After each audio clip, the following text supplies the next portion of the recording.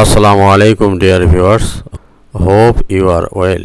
My today's talk is about US Secretary of State Antony Blinken and Russian Foreign Minister Sergei Lavrov's meeting in Stockholm, Sweden, and Russia calls for agreements preventing NATO's eastward expansion. The US Secretary of State Antony Blinken and Russian Foreign Minister Sergei Lavrov met Thursday in Stockholm, Sweden, amid growing concern among Western powers that Russia is seeking to invade Ukraine. Blinken said he and Lavrov would report the details of their meeting back to President Joe Biden and President Vladimir Putin, and that the two presidents may have the opportunity to speak directly in the near future. The two foreign ministers meeting held on a sideline of the OSCE summit. Their 30-minute conversation did not yield a concrete path forward, but both sides agreed to continue diplomatic conversations, a senior US State Department official told reporters traveling with the top US diplomat. In remarks to the press after meeting with Lavrov, Blinken said he had made very clear our deep concerns and our resolve to hold Russia responsible for his action, including to work with European allies to impose severe costs and consequences on Russia if it takes further aggressive action against Ukraine.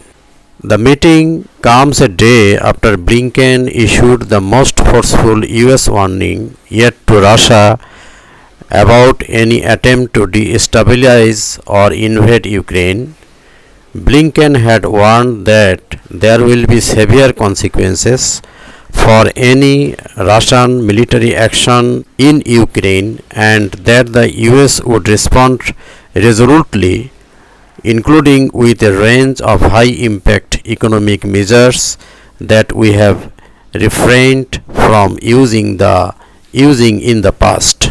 In the meeting, Blinken addressed Russia's aggression toward Ukraine, including its military movements near Ukraine's borders, and reiterated the United States' call for Russia to pull back its forces and return to a peacetime posture and to adhere to the 2015 Minsk Agreement, an effort to end the conflict in eastern Ukraine and a ceasefire in the Donbas region. The Minsk Protocol was written by Ukraine, Russia, and the OSCE, with France and Germany mediating. On Thursday, Blinken said he told Lavrov that the US was ready to get involved and had already offered to do so with Ukraine's top diplomat.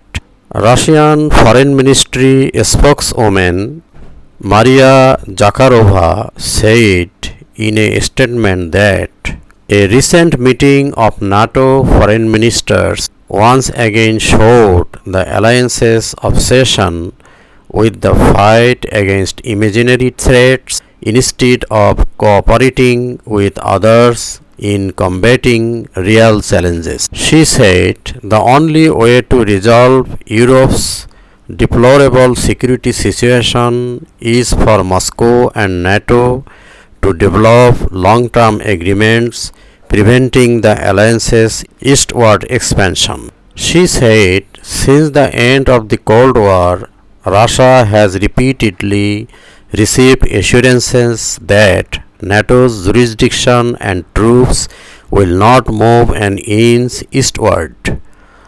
All these promises were forgotten and left unfulfilled.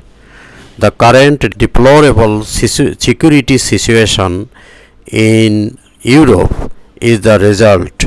We are confident that the only way to resolve the situation is to jointly develop long-term agreements that would prevent NATO's further expansion to the east and the deployment of weapons systems that threatens us in the immediate vicinity of Russia's borders. She also said Ukraine's accession to NATO is a red line for us and we have been talking about it for a long time.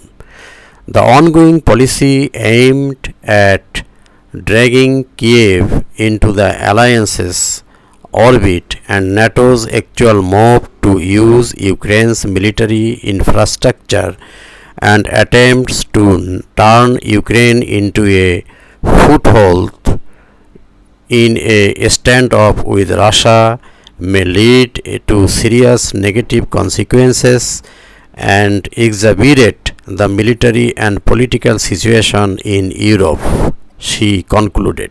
Thank you. Assalamu alaikum.